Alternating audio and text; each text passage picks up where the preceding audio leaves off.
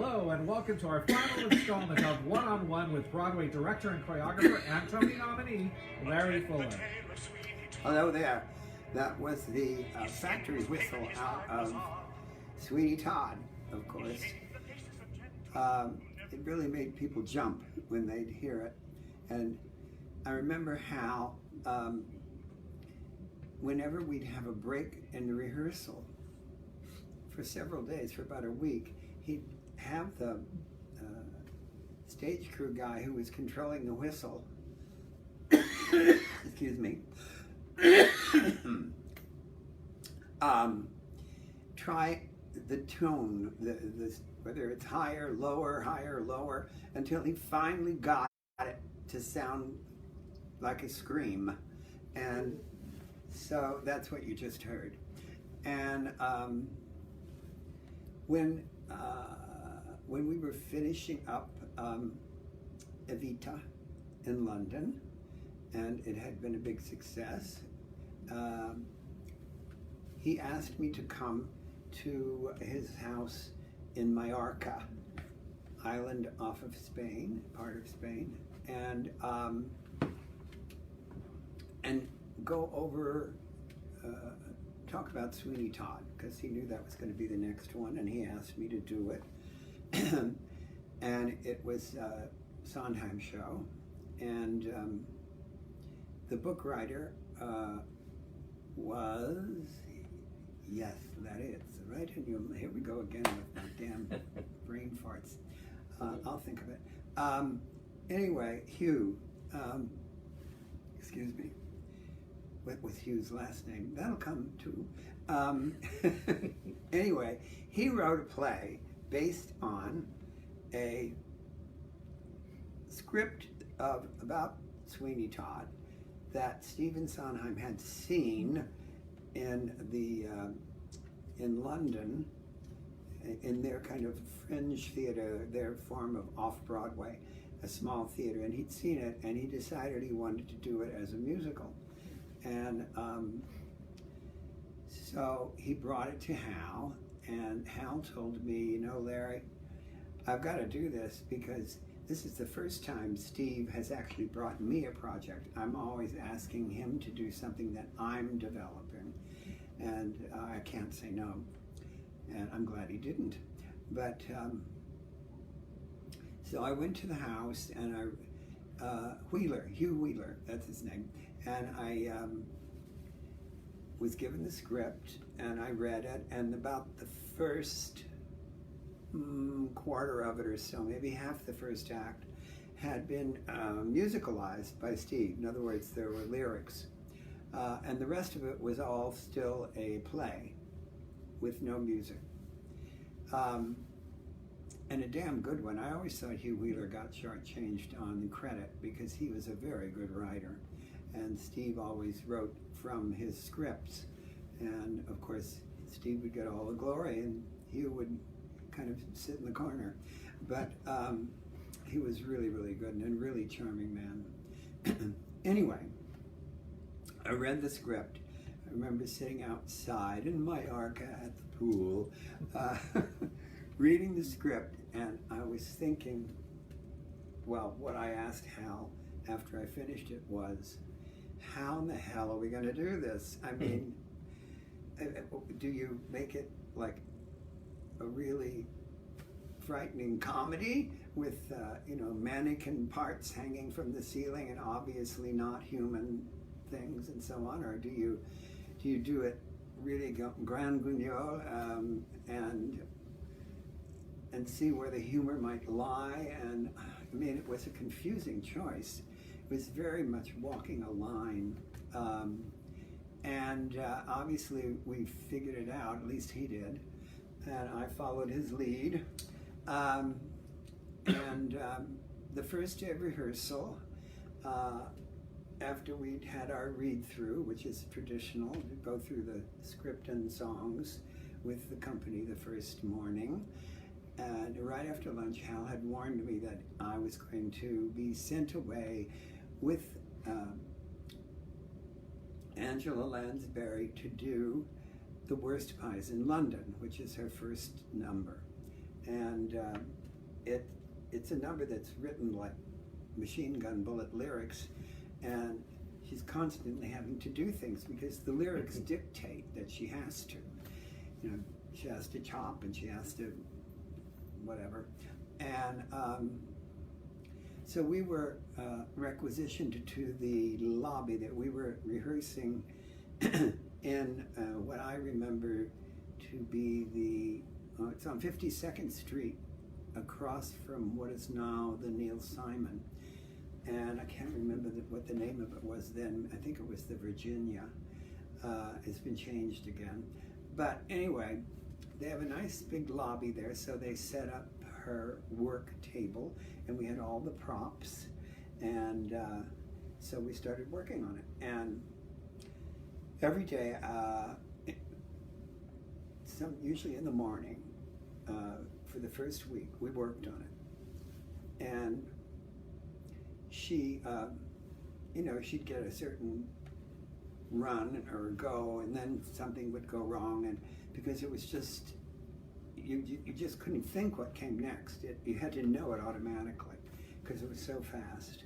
And so about the last day of the week, she did the whole number through perfect. I said, "Angela, you did it, oh, way." And she said, "Yes, well, there were those 8 bars there where, don't worry about it, I'll fill it in later." And I thought, what the hell does she mean? She did everything exactly correct. And suddenly I realized what she meant was she wasn't Mrs. Lovett for 8 bars or something. She was an actor thinking, what the hell comes next? But she obviously did the number extremely well. And the role too, of course. We also had another number like that for her. It was the opening of Act 2 called God That's Good. And everybody is on stage, all of the ensemble, at picnic tables, wanting more and more meat pies and banging their tin mugs and so on.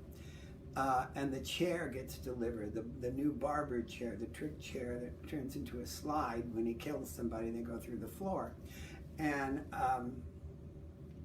that was another one for her, where it was just full of non sequiturs. She'd be saying one thing and then suddenly, bang, she'd switch and had to, without any clue of what comes next, she just had to know it. And so we worked on that every day after lunch for about a week as well. And then when you'd see her eyes kind of like roll back in her head, you think, enough for today. And it was a very successful number for her because she was so terrific. And Lynn Cariou as well. Then there was another number that of hers called By the Sea, Mr. Todd, which was towards the end of Act 2, really about the middle of Act 2. And it was like they were at home in the evening, and she's dressed in this kind of chenille, I think it's called, house robe and big floppy slippers and so on. And he's sitting there reading or thinking or sharpening his razor or something, and she's trying to charm him into having a really nice, warm, little romantic night at home. And he's not really paying much attention. And so it's a nice song, very nice, but not exactly an exciting number, just a very pleasant one. And Hal decided that it should stop the show. Well, here we go again, like with Imogene Coca and Repent. We had to try different things in the staging and so on. And I mean, the number just didn't have that kind of energy to stop a show, and it wasn't a great dramatic ballad or anything. So we tried different things, and of course it never stopped the show. And this went on for about a week in previews. And finally, after a matinee one day, the stage manager asked me to go to Angela's dressing room. She wanted to talk to me, so I went, and she said, Larry, I have an idea for the end of By the Sea, Mr. Todd. And I'm not going to tell you what it is, but would you make sure that Hal and Steve are here tomorrow a half an hour before the rest of the company is called, because we were in preview, so we were still rehearsing. And I said, oh, okay. She said, I've talked to Lynn Carrier. He'll be here. So we came in half an hour before anybody else was there, and they had the platform rolled out with the furniture on it, and Lynn was there. And it was just Hal and Steve and me and Paul Giuliani and the accompanist. Paul Giuliani was the musical director. And so she did the whole number exactly as staged. And right at the very, very end, there's a little vamp. Bump, bada, bump, bada, bump, bada, bump, bada, bump, bada, bada, bada, bump, bump, bump, which finishes the number, obviously. And what she did was, during that vamp, she came downstage, did a cartwheel into a full split, and put her arms in the air, and smiled at us. And we were like that shot from the movie The Producers. We were all sitting there with our mouths hanging open, could not believe what we had just seen. I didn't even know she could do a split. And so she stayed there for a few seconds, and then she kind of wilted. She said, well, I guess it didn't work. Got up and walked off the stage. And that was the last Hal had pushed us about trying to stop the show. She was a very smart woman, that she obviously wanted to do something so outrageous that he would just shut up and leave her alone. And so he did. It was really quite a scene. Anyway, there was one other thing too, one preview. There were several scenes where we had this mechanical bridge that spanned between one side of the set and the other, which was a lot of kind of platforms up and, up some higher, some lower. And so it could meet wherever you wanted it to. And it was on chains. And so during the show, towards the end of the show, it was City on Fire. So all of the ensemble were on stage running around in a group like my thought was a pack of rats. And Lynn and Angela came out with lanterns, and they were singing a reprise of Nothing's Gonna Harm You. They had to find Toby, her helper, because he had discovered what they were doing, and they had to do him in. So they were singing, Toby, where are you, love? Nothing's gonna harm you. And just as they sang, Nothing's gonna harm you, thank God they were upstage and the group was down. The bridge, the pin that held the spokes or whatever, broke, and it went bang, and it hit the stage floor, and it weighed about 5,000 pounds. So thank God nobody was hurt. So the stagehands came out, all of them, and they pushed it upstage manually. And then we started the show where it had been interrupted. So they came out and sang, Toby, where are you, love? Nothing's gonna harm you. And of course, when they sang that, the audience started laughing hysterically.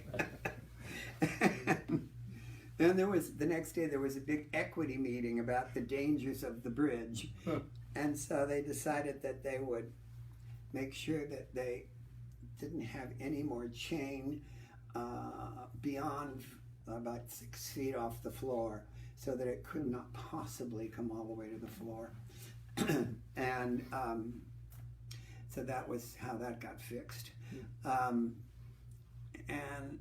obviously we solved the problems of how the hell are we going to do this show? What style is it going to be? And there are a couple of numbers in it. One of them is Have a Little Priest, the end of Act 1, which is a vaudeville number if I've ever seen one. As far as the way it's written, it's just one setup joke, setup joke, setup joke.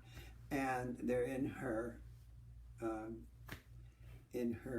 work area with, the dough and all that stuff, although they don't use it, but they do use the knives. And I started staging it like a musical comedy number, which is what it was written like. But once I saw it on the stage with them doing it, I started cutting back and cutting back and cutting back, and I ended up actually taking all the musical staging out, and we did it more or less like a scene. There was another number in it too that I can't remember which one, that I had to do the same thing because it was written in a way that made you want to do musical theater movement, but it just didn't belong in that show. And so when you see Sweeney Todd, there's a really good video of it that was done during the last week of the national tour in Los Angeles, and they came in every day and did over your shoulder and 2 shots and close-ups and all that stuff, and they got a couple of full-on stage shots during performance. They did that as well, and they edited it all together, and very, very well. It's really a good thing, a great representation of the original production. So after Sweeney Todd was a flop, got rave reviews. Hooray, hooray, Sweeney Todd is here, was I think the headline in the New York Times. But you couldn't get anybody in the theater. And we had, Hal had requested the theater, that theater, because it's so big and it has 2 side stages. And he wanted a set that was like a diorama, which is half of a street, so that Mrs. Lovett's hot pie shop and Sweeney Todd's tonsorial parlor, as it was called, would kind of push out of that. And during the second act, the chases could all be done over the rooftops of London. But Eugene Lee, the set designer, told Hal he couldn't make that design work, and so instead of, have I told this before? No. Okay. Instead of getting another set designer, he started looking for another idea, and we happened to be going to London to check up on Evita. And Hal said to me, what are you doing the weekend before we get there? And I said, well, nothing really. He said, well, why don't we meet in Dublin for the weekend and just kind of, absorb all that wonderful old Irish history. And so that's what we did. I flew to Dublin, and he flew to Dublin. I can't remember how we came from 2 different places, but we met there. And before he got there, in the hotel, I was looking through all these what to do in Dublin things, and there among them was a prison museum that was only open every other Sunday, and it happened to be the weekend we were there, it was open. And it was a prison that was famous for having housed all of the 12 or so dissenters that at the beginning of the 19th century, they were fighting against the English occupation of Ireland. And they blockaded themselves in the post office, and then finally they were defeated and all went to prison and were all executed.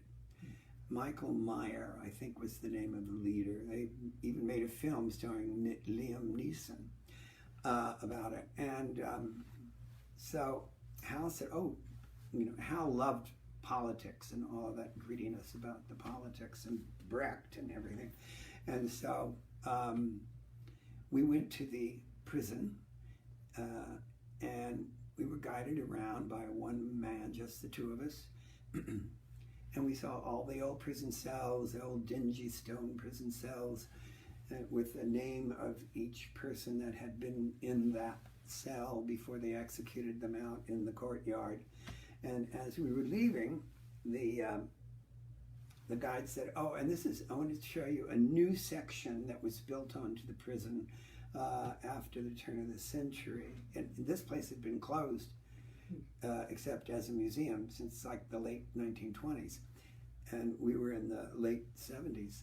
So we walked into this room, and the room was a huge, huge room with two tiers of cells. And in the middle of the room, there was a big metal bridge that went across from the second floor cells to the other side. And you could go up steps to get to it, so on. And of course, on top, there was a vaulted ceiling of milk glass. And then on the main floor, there were all kinds of display cabinets of, items of historical interest. But we walked in the room, and Hal said, "This is it." And I said, "It is? What is it?" And he said, "It's the set for Sweeney Todd, the Industrial Revolution." And so that's how we ended up with that set. And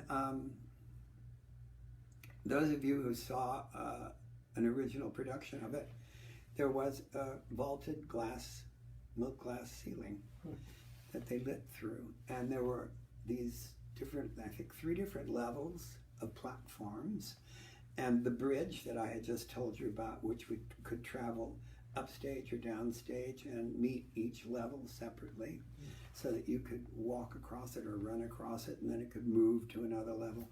And during the tech rehearsals, also Eugene Lee had gone out and bought an old, some sort of factory, rustic factory up in the upstate New York somewhere, and he brought all of the old rusted machinery that had been in the factory, and he placed it around the set.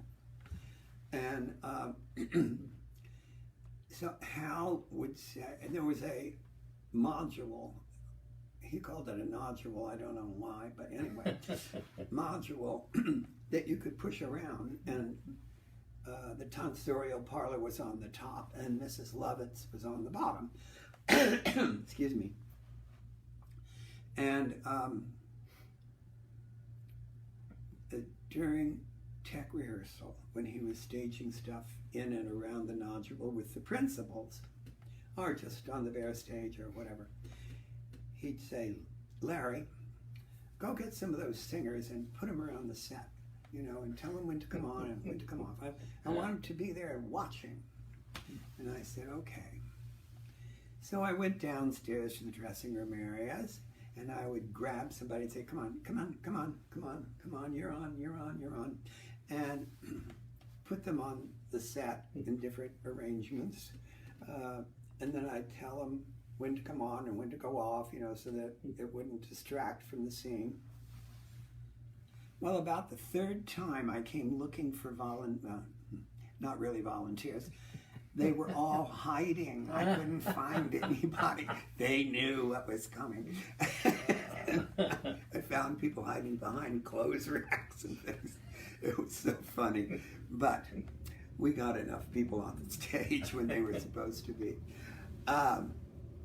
So anyway, there are other stories I could tell you about, but those are kind of the highlights. When we opened, or when we first started previews, there were about 300 people in a 2,000-seat auditorium. And I was standing at the very back, and I thought, oh shit, we are in the wrong theater.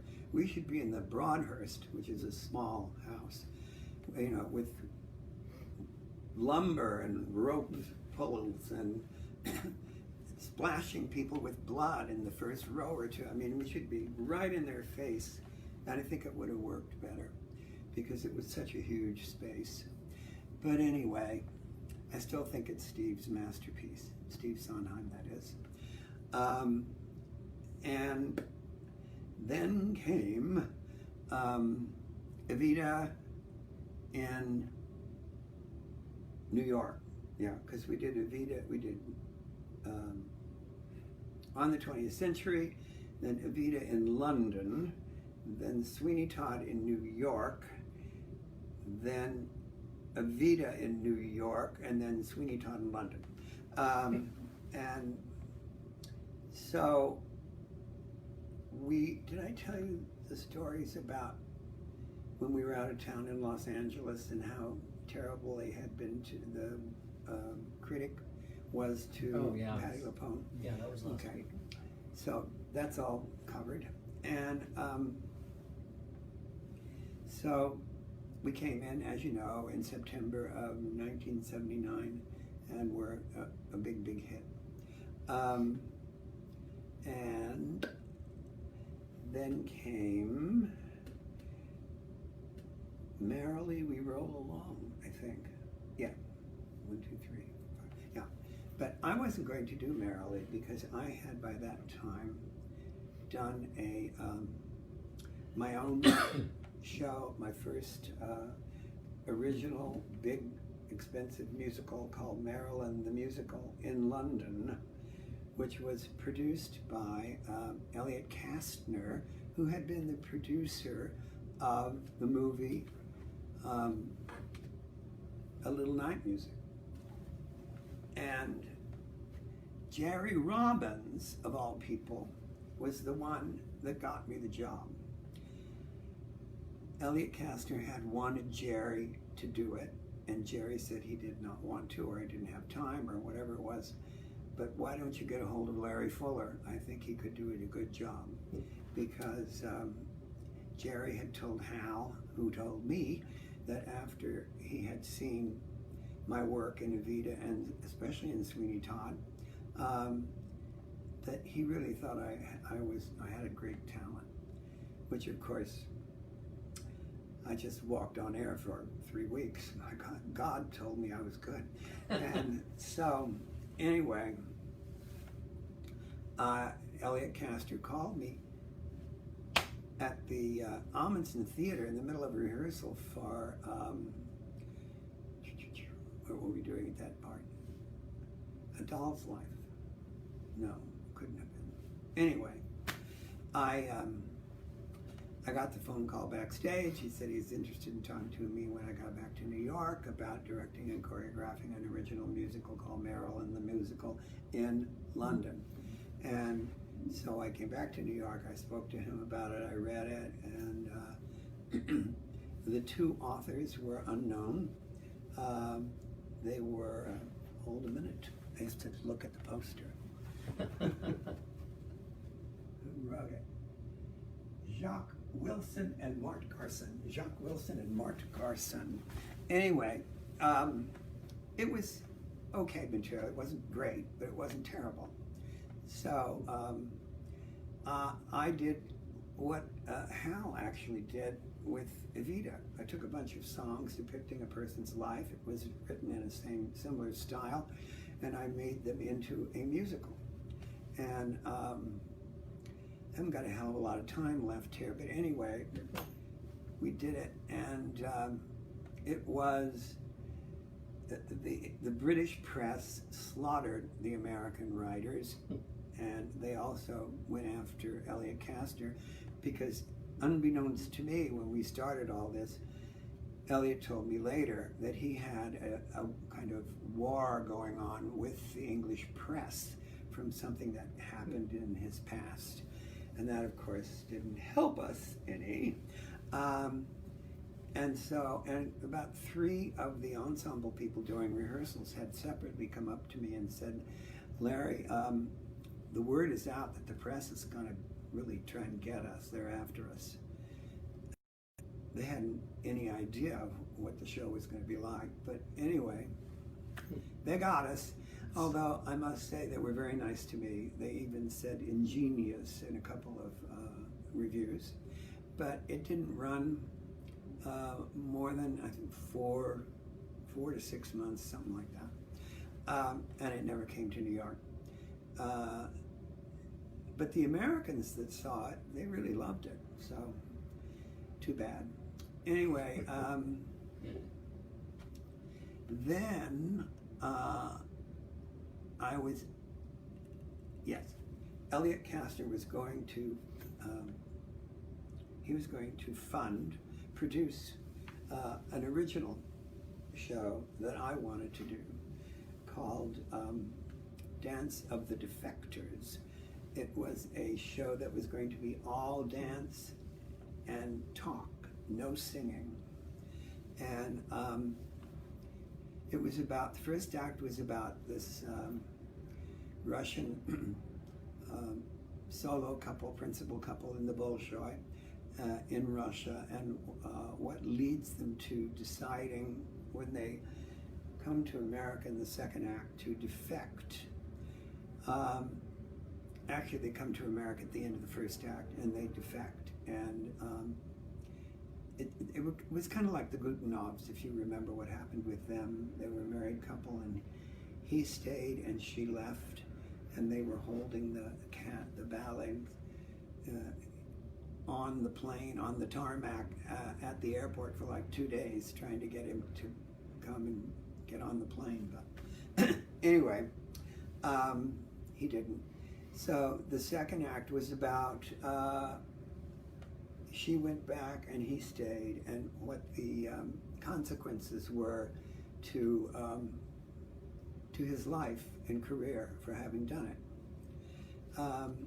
It was an interesting piece and well written, and an original score.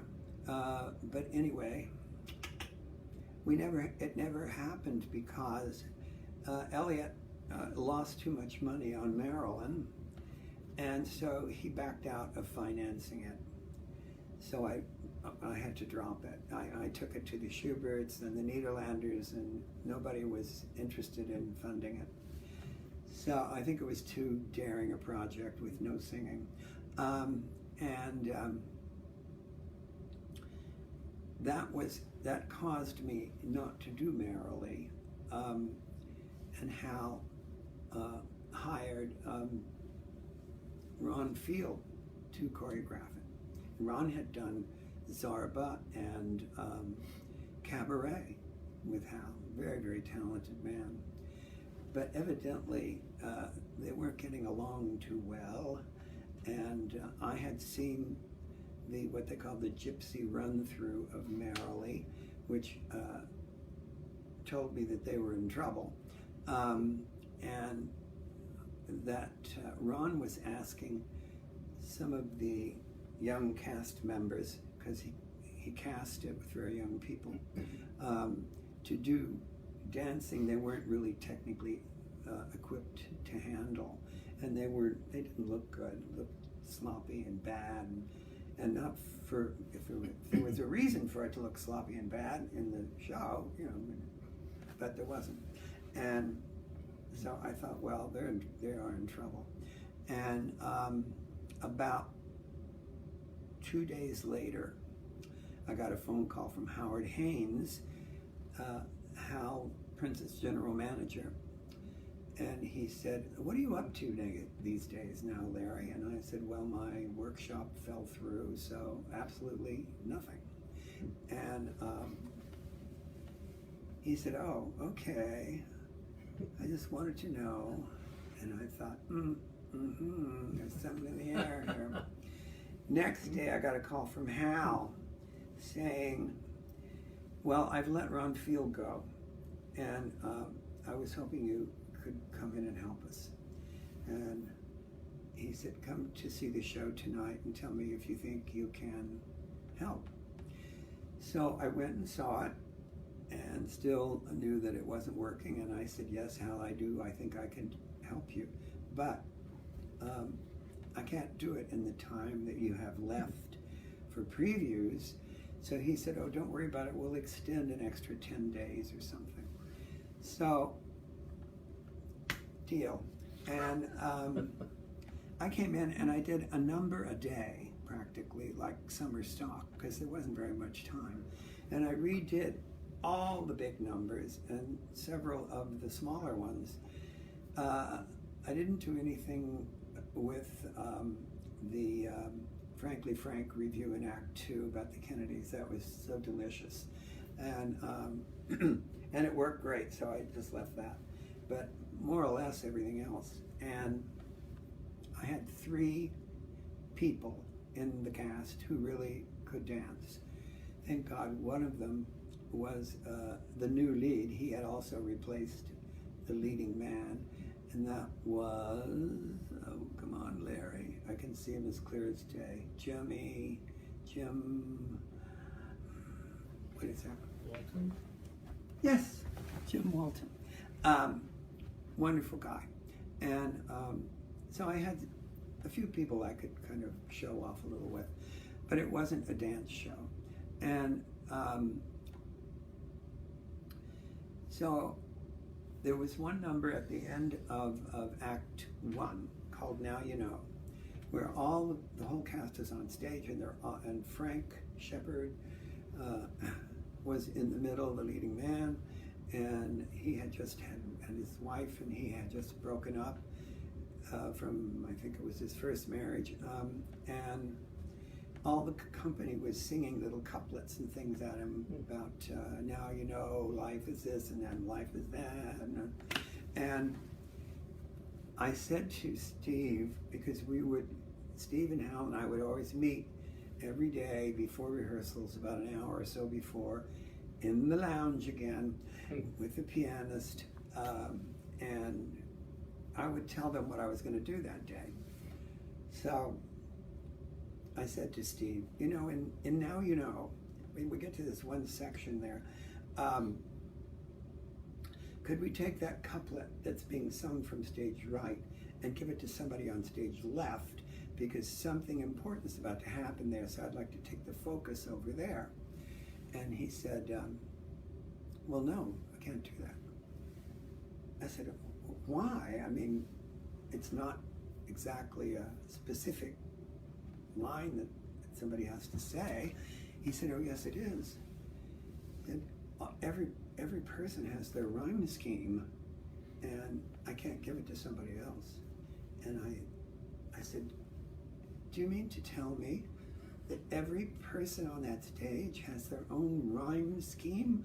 And he said, yes, well, of course. Well, Hal was standing there, and I looked at Hal, and I said, did you know that? He kind of went, So I said, okay, I'll find another way to do it. And I did, of course, but it was a fascinating insight into how Steve writes things. And no wonder it takes him a long time to write big numbers where everybody has their own rhyme scheme. And I think that was a hangover from the original script before I was involved. Everybody had a name and everybody had a little line or two. They were all specific characters. But anyway, so, and Beverly Anderson, the PSM production stage manager, told me opening night there were like 3 pages in the script that had not been touched, and everything else had rewrites. But it still didn't work. It went backwards in time, as most of you probably know, and it was very confusing to the audience. But the score is so glorious. It's such a great score. And I think that's why they keep trying to make it work. They do it again and again and again, and it never seems to work. Anyway, the next one was A Doll's Life,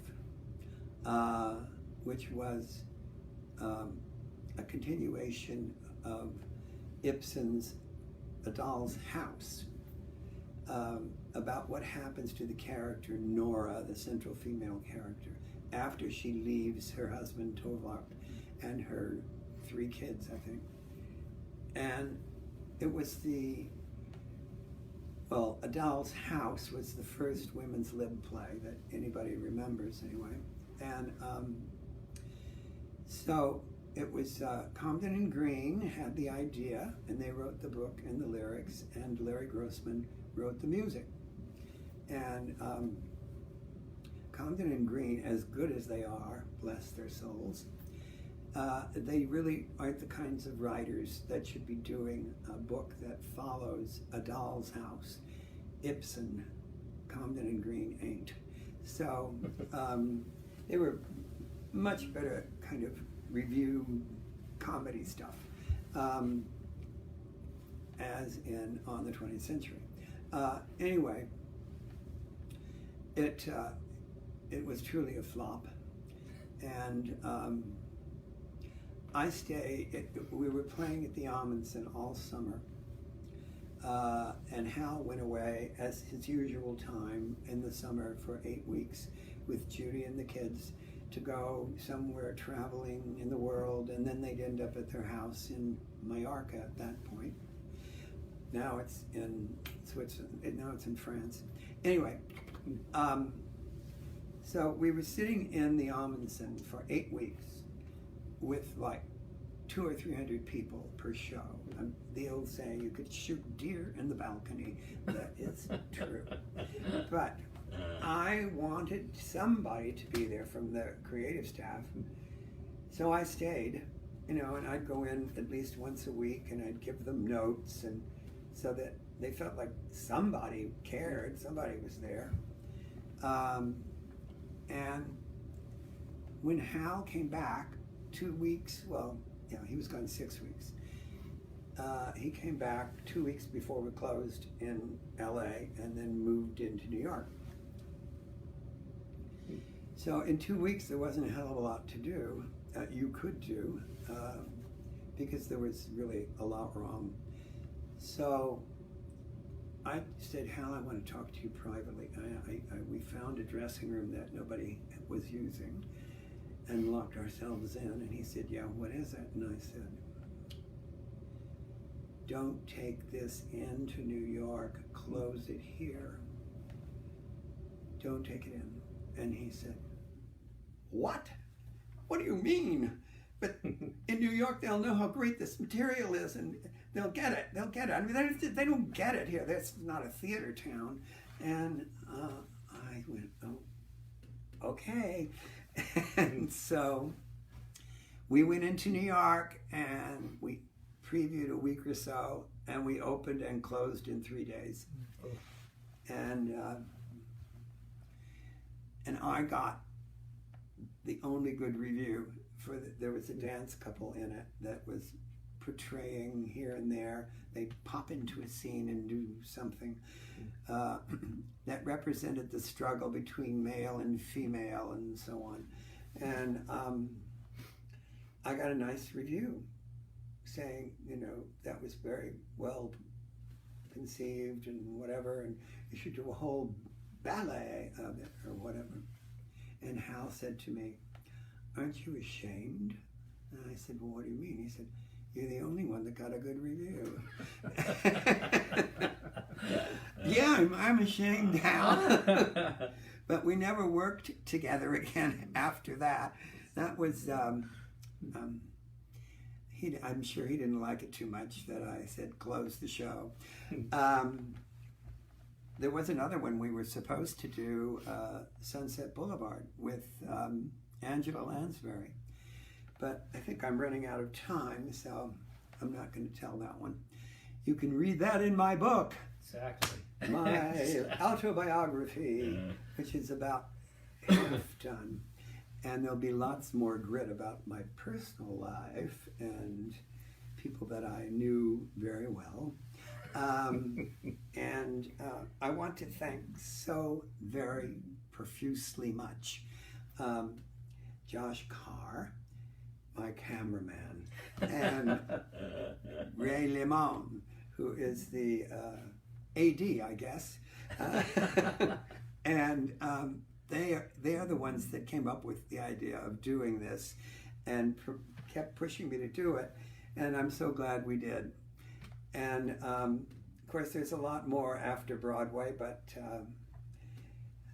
that was the end of my work with Hal and on Broadway. One thing I did after that in the early 1990s was On Your Toes with the Stuttgart Ballet, starring Marcia Haydé and Richard Cragen, and it was a huge success, and it was a lot of fun to do. It was the only time a ballet company had done a full book musical, and I think it's probably never been done since. And you can also see that on YouTube if you look for Stuttgart Ballet or Marcia Haydé or Richard Cragen. It'll be in one of those. There's a 30-minute documentary done by German television about how we did it, training classical dancers to tap and sing, and it's very well done, and I'm in it too, huh? So. Well, I'll find that link on YouTube and I'll add it. I'll attach it to this That's final great. broadcast, so Thank people you. can see that as well. Anyway, And any also a questions? reminder, if there's any questions, do you have any? No, I think I think you've covered it.